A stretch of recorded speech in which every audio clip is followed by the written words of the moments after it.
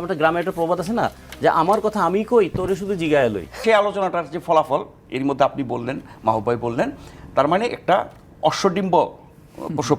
ঐক্যবদ্ধভাবে ঘোষণাপত্র না দেওয়া গেলে তাহলে ঘোষণাপত্রের দরকার নাই।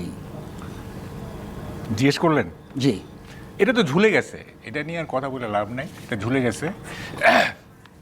দেখেন, মাস দুয়েক আগে ঢাকা ইউনিভার্সিটির এক ছাত্রী, সে ওই ক্রিমিনোলজিতে পড়ে, সে একটা পোস্ট দিছিল। পোস্টের শেষ লাইনটা ছিল ওই ইউনিভার্সিটির ব্যাপার নিয়ে, বলেছে আমি কোথায় এসে পড়লাম ভাই।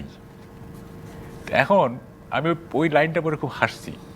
তো আজকে এখন বলতেছে আমি কোথায় এসে পড়লাম ভাই, মানে এটা সে বলছিল ইউনিভার্সিটির ব্যাপারে, আমি এখন দেশটা নিয়ে বলতেছি যে কোথায় এসে পড়লাম আমরা, মানে কি চলতেছে আর কি, মানে ভাবা যায় না।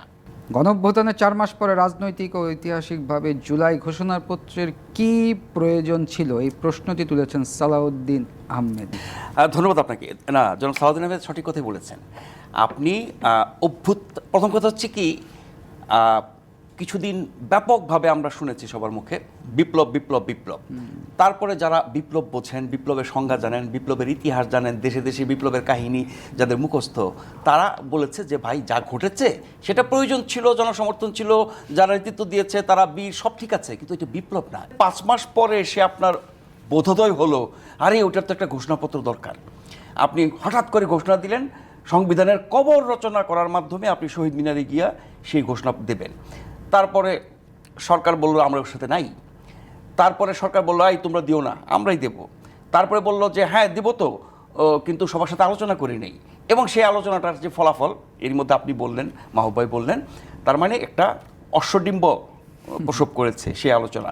এবং বড় বড় স্টেক হোল্ডার যারা, তাদের যে অবস্থান খুবই যৌক্তিক, যে এতদিন পরে এসে কেন এই ঘোষণাপত্র দিতে হবে, এবং যারা ঘোষণাপত্রের উদ্যোক্তা তারা যা বলতে চাচ্ছে, তাদের যে 7 দফা ওই ঘোষণাপত্রে, সেটার সাথে বড় কোনো রাজনৈতিক দল, কোনো সুস্থ বিবেকবান মানুষ এটার সাথে একমত না, যে যে বিষয়গুলো আছে। আরেকটা দেখেন বৈপরীত্য কোন জায়গায়, ওই ঘোষণাপত্রে সংবিধানকে কবর দেওয়ার কথা বলা হয়েছে। তো সংবিধান যখন আপনি কবরই দিয়ে ফেলবেন, তাহলে সংবিধান কবর দেওয়ার প্রক্রিয়া কি, যেটা তারা বলে, এবং তাদের যারা গুরুজন কয়েকজন আছেন তারা বোঝান আমাদেরকে, সেটি হচ্ছে এটি একটি বিপ্লব হয়েছে, বিপ্লবের পরে কোনো কিছুই থাকে না, একটা গণপরিষদ করে একটা সংবিধান নতুন করে রচনা করে তার মাধ্যমে দেশকে আবার পুনর্গঠন করা, সেগুলো ঘটেও না, সেগুলো করাও হয় নাই। এবং এই সরকার সংবিধানসম্মতভাবে শপথ নিয়ে তারা দায়িত্ব নিয়েছে এবং সংবিধান মেনে তারা কাজ করছে, সংবিধান বহাল আছে। তো পাশাপাশি আপনি আবার বিপ্লবের দিকে হাঁটছেন কেন? সেই বিপ্লবে তো সংবিধানই নাই, সেই বিপ্লবে তো সংবিধানকে কবর দেওয়ার কথা বলা হচ্ছে। তাহলে এটা এটা এটা তো হইল না। তার মানে যা খুশি, যার যা খুশি বলছেন, যার যা খুশি করছেন।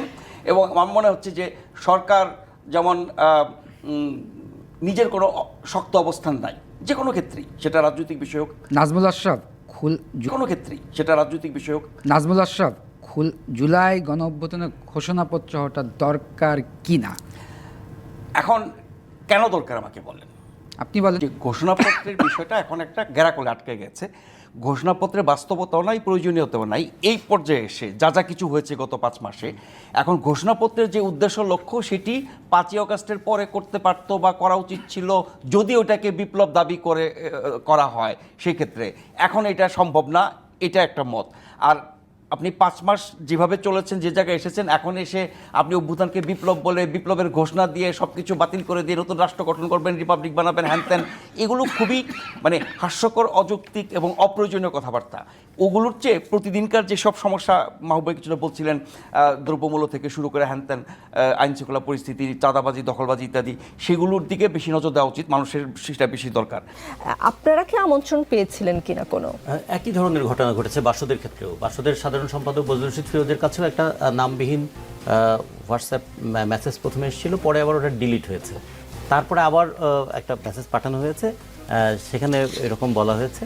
তা আমরা মনে করেছি বিষয়টা যত গুরুত্বপূর্ণ, আমন্ত্রণ জানানোর ক্ষেত্রে ততটা গুরুত্ব দেওয়া হয়নি। 1, 2 নম্বর, আসলে সরকার অবশ্য সরকারের পক্ষ থেকে সরি বলা হয়েছে। সরি বলা আর পদক্ষেপ নেওয়া, যেমন ধরুন এটা কিন্তু খুব আকস্মিক কোনো ঘটনা নয়, অনেকদিন ধরে এই কথাগুলো চলছে না। তো কথা যখন চলছে, প্রস্তুতিটা সেরকম হচ্ছিল না কেন? 1 নাম্বার 2, এরকম কি ছিল যে এমন করে দাওয়াত করবো যাতে না আসলেও চলে, মানে আসলে ভালো, না আসলে আরও ভালো, এরকম কি মনোভাব ছিল? তাহলে যে বিষয়টাকে তারা এত গুরুত্বপূর্ণ মনে করছেন তার জন্য তারা সময় দেওয়ার প্রয়োজন মনে করলেন না। যে খসড়াটা আমাদের কাছে পাঠানো হয়েছে সেই খসড়ায় যে কথাগুলো বলা হয়েছে তাতে কখনো কখনো মনে হয় যে একটা টাইমেরও একটা সিনক্রোনাইজেশনটা হয়নি, মানে যেটা একটা প্রত্যেকটা ঘটনার একটা পরম্পরা থাকে না। বলা হয়েছে যে এই ইয়েটা 5ই আগস্ট থেকে কার্যকর হবে। আচ্ছা আচ্ছা, ঘোষণাপত্র 5ই আগস্ট থেকে কার্যকর হবে, কিন্তু আবার যদি দাবির কথাগুলো দেখি তাহলে সেগুলো হচ্ছে সব কিন্তু 5ই আগস্টের পরের দাবি। তা 5ই আগস্টের পরে তো আমরা আহত এবং নিহতদের জন্য ক্ষতিপূরণ দাবি করব, তো এটা তো 5ই আগস্টের আগেই আমরা করব না, তাহলে এখানে তো একটা সময়ের সঙ্গে মিলল না। সেই দিক থেকে আমরা মনে করেছিলাম যে তারা হয়তো বিষয়টাকে খুব গুরুত্বপূর্ণ মনে করেননি, অথবা ওই আমাদের গ্রামে একটা প্রবাদ আছে না যে আমার কথা আমি কই তোরে শুধু জিগায় লই। আমাদের অনেক প্রবাদের মধ্যে একটি আছে সময় 1 ফোর অসময়ে 10 ফোর। তো এই জিনিসগুলো যারা যে জায়গায় অবস্থান করছেন তারা যদি সহজভাবে নিতে পারেন তাহলে সবথেকে ভালো হবে। শুধু ঘোষণা বা রাজনৈতিক কোনো বিষয় এগুলো শুধু আলোচনা করব, আর শ্রমিক, কৃষক, মেহনতি মানুষ বাংলাদেশে রাজনীতি যে কোনো রাজনৈতিক দল, বিশেষ করে আমরা মনে করি মানুষ যদি কষ্ট থাকে, মানুষ যদি বিপন্নপন্ন হয়, মানুষ যদি আতঙ্কিত হয়, সেই অর্জনগুলো আসলে কতখানি ধরে রাখতে পারবে তখন অর্জনের ব্যাপারে একটা প্রশ্ন দেখা দেবে। সেই জন্য শুধু ঘোষণা, শুধু রাজনীতি, মানুষই তো যখন এই যে বিভিন্ন জায়গায় ভ্যাট, ট্যাক্স এটা ওটা বেড়ে যাচ্ছে, সেগুলো তো আমাদের সঙ্গে আলোচনা হচ্ছে না। হঠাৎ করে আমরা ঘোষণাপত্র নিয়ে আলোচনা কেন? না না না পত্রিকায় দেখছি। জি জি, তো ওর দায়িত্ব আমাকে নিতে হচ্ছে, জবাব তো আমাকে দিতে হচ্ছে, কারণ এই সরকারের তো রাজনৈতিক মানে যে সিঁড়ি, যে পিলার, সেগুলো রাজনৈতিক দল।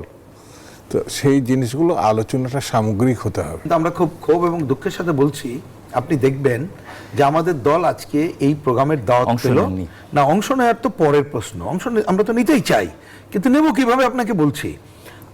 আমার কাছে SMS আসলো 1টা 29 মিনিটে, কাকতালীয় ভাবে তখন আমি জিনিসটা দেখলাম, কিন্তু আমি তো মোবাইলটা আধা ঘন্টা পরেও দেখতে পারতাম। জি জি জি।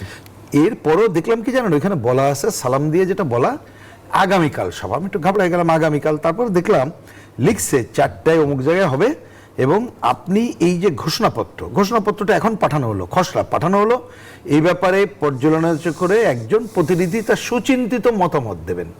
আমি খোঁজ নেওয়ার চেষ্টা করলাম এটা কবে, আগামীকাল না আজকেই। তখন আমি সাথে সাথে বললাম যে ভাই আজকে করতে গেলে আমার তো দল আছে, আমার বাম জোট আছে, আন্দোলনকারী রাজনৈতিক দল অন্যদের আছে। আমি মাত্র 4টায় মিটিং, আপনি 1.5 ঘন্টা আগে দিলেন, আড়াই ঘন্টা আগে এটা আজকে এটা বিএনপির পক্ষ থেকে বলা হয়েছে। আমি দেখলাম যে আসলেই যদি যতটুকু টেলিভিশনে দেখলাম কি মিটিং হয়েছে আপনারা জানেন, একসাথে হয়তো বৈঠক হয়েছে। তার মানে একটা সরকার আপনি জনগণেরও সুবিধা দিতে পারলো না, ভ্যাট বাড়াইতে হলো, ওইখানে আদিবাসীদের উপর হামলা হচ্ছে পুলিশের সামনে থেকে, তাও করলো না, আজকে আবার জল কামান মারলো, আর একটা মিটিং এর আয়োজন তো করতে পারলো না। একেবারে সে বাংলা ভাষায় আছে না, ওর ছড়ি তোর বিয়ে, এই টাইপের ঘটনা তো হওয়া উচিত না আমার বিবেচনায়। এখানে সূচনাই দেখলাম যে একেবারে ঔপনিবেশিক আসন থেকে স্বাধীনতা অর্জন 47 দিয়ে শুরু হয়েছে। তো এটাই তো একটা বড় বিতর্ক।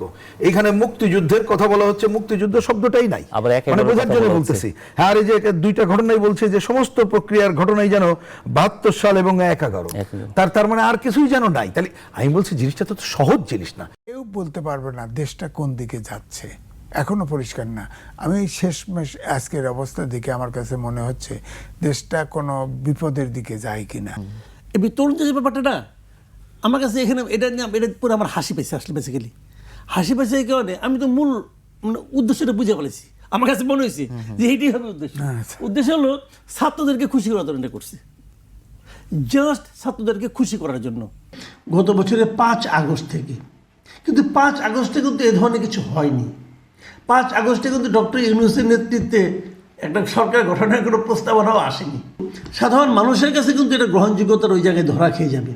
আরেকটা কথা বলি, সবগুলো পড়বো না, পড়া দরকার না, আরেকটা জায়গায় পড়ি আমি।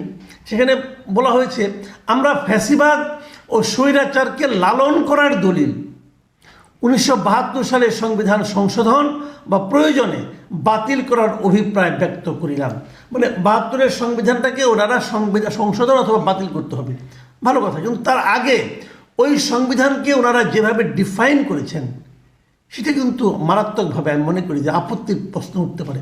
ওনারা বলেছেন যে ফ্যাসিবাদ ও স্বৈরাচারকে লালন করার দলিল, মানে ওই সংবিধানটা তৈরি করা নাকি হয়েছে ফ্যাসিবাদ এবং স্বৈরাচারকে লালন করার জন্য।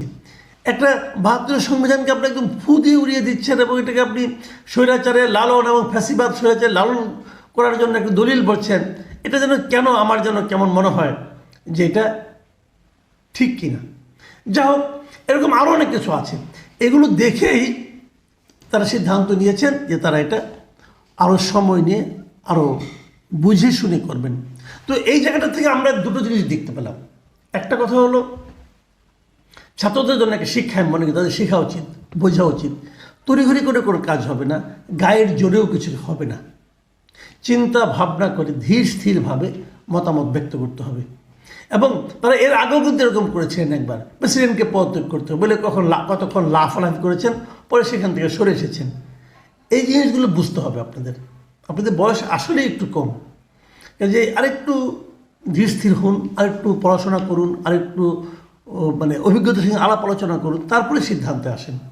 বিষয়টা অত সহজ বোধ হয় না দুনিয়াটা।